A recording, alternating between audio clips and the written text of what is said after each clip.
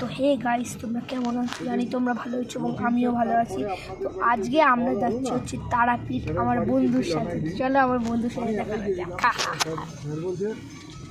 Hello guys, আমাদেরকে আমি একটা আমার একটা প্রবলেম হচ্ছে ইউটিউবে, যার জন্য আমাকে এরকম একটা ফেস নিতে হয়েছে। আর তোমরা এটাকে প্লিজ মাইন্ড করো না। তো চলো এখন আমাদের রাস্তাটা এখন দেখাই।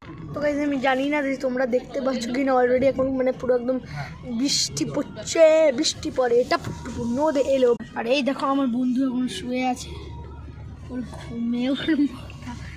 হ্যাঁ তো ফেসটা আসছে না। চলো বাই বাই, আরেকটাও তোমাদের ফেস দেখাচ্ছি। আর আমি এখন ভূত।